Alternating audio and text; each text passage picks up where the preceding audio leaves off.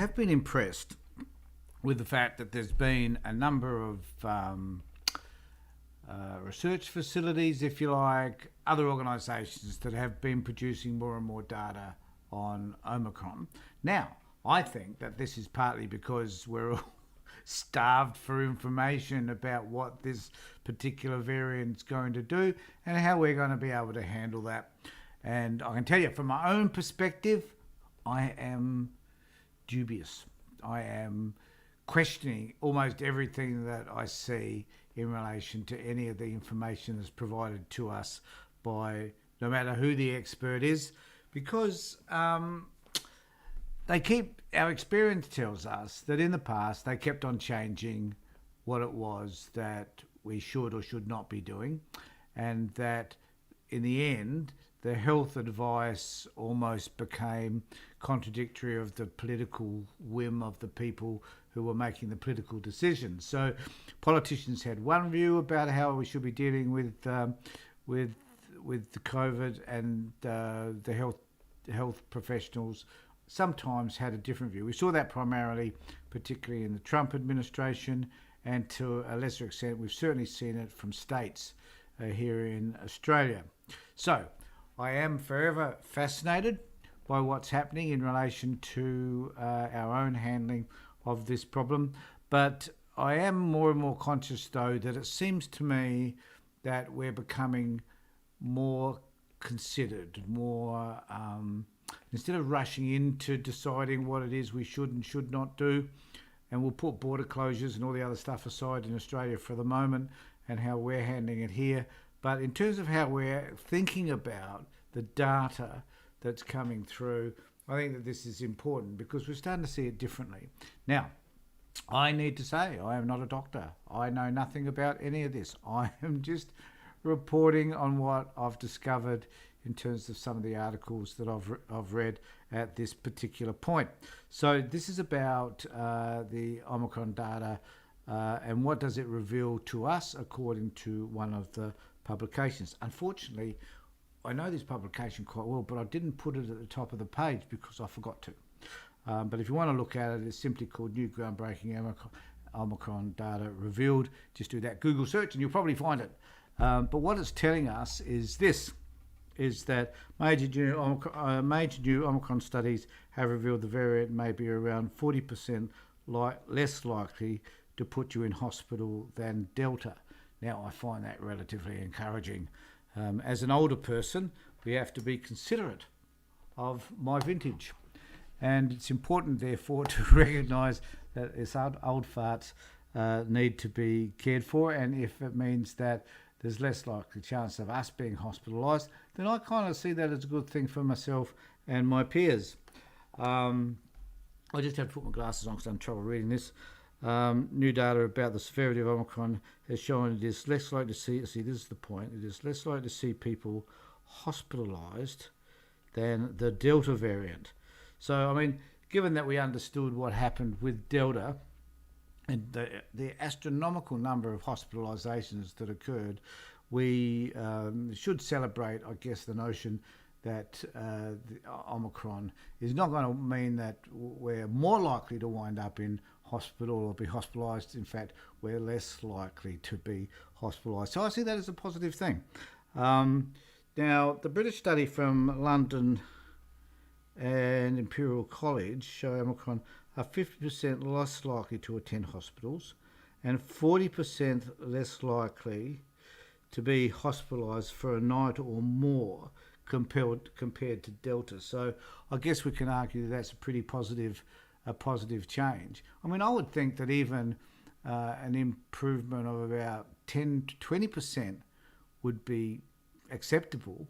But, you know, when we're looking at 15 to 40%, I think that particularly is advantageous. So Neil Ferguson, whoever Neil Ferguson is at the Imperial College of London.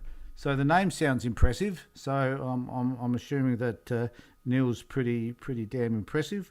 Showed evidence of a moderate reduction in the risk of hospitalisation. So they're comparing a number of research articles here, I think. Now, he goes on to say, however, this appears to be offset by the reduced efficacy of vaccines, though, against infection with the Omicron variant. Given the high transmissibility of the Omicron virus, there remains the potential for health services to face increased demand. I think this is an interesting point that he makes here, because given the high transmissibility of the Omicron virus, there remains the potential for health services to face increased demand of Omicron cases as Omicron cases continue to grow at the rate that they have seen. So obviously, as we have more and more people that are infected, then even though we've compared the amount of hospitalisations would be less against Delta with the same number of people, obviously if you have 30-40% more people infected, then you're going to have those numbers increase in hospitalisations anyway. I mean, that kind of goes without saying.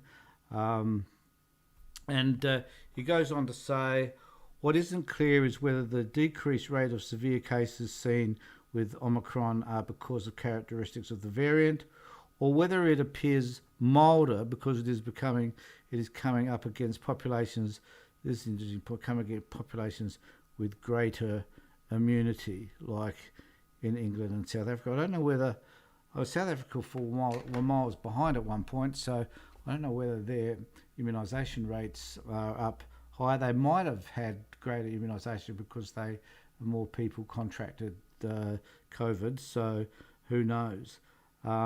They go on to say, so this is another bit of research. Penny Ward, a professor at Pharmaceutical Medical College at King's College London, very impressed with their names. We have Imperial and we have King's College. How can anyone possibly ever doubt whether any of these places did not have an air of authority? Because they do. It's simply by their names. This news does not extract from the extraordinary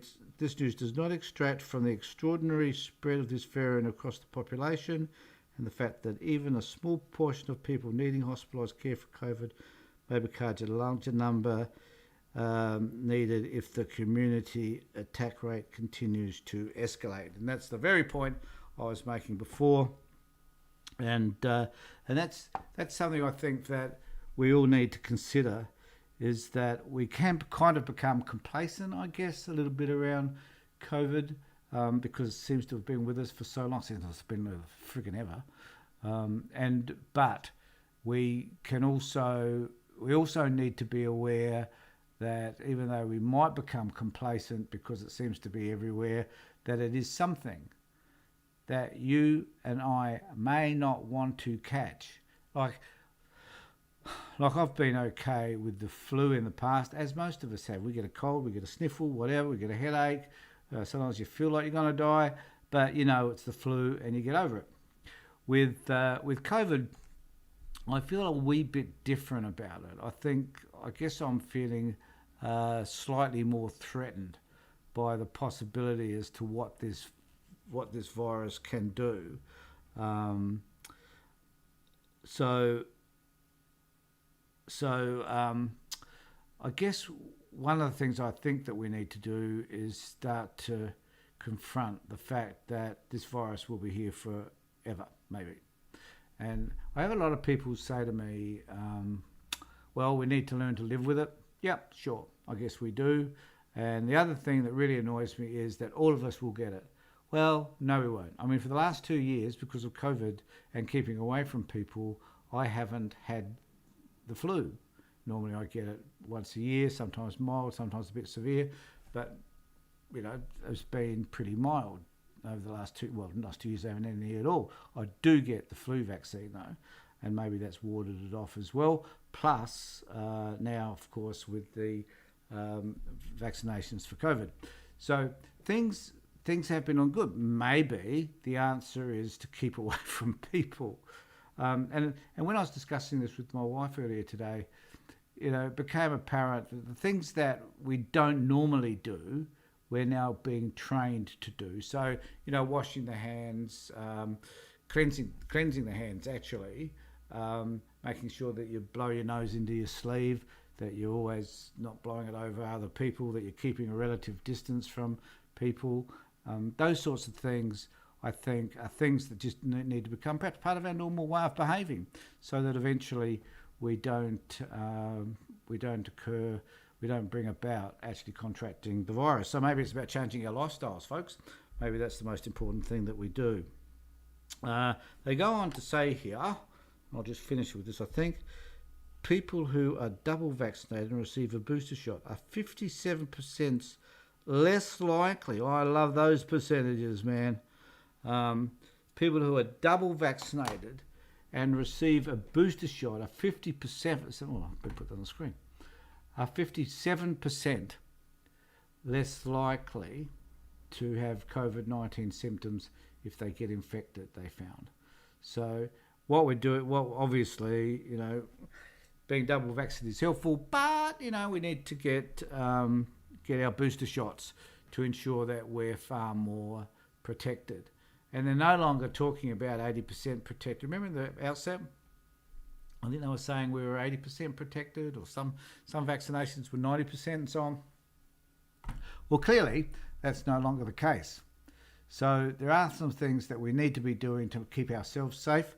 And I hope that during this Christmas period and during the holiday period, whatever you care to call it, that you're looking after yourselves and that you're caring for those people that you love the most around you, and even for those that you don't love. Look after them, care for them, make sure that they're safe as well. So thanks for being with me. Take care, look after yourselves, everybody, and of course, more importantly, be safe.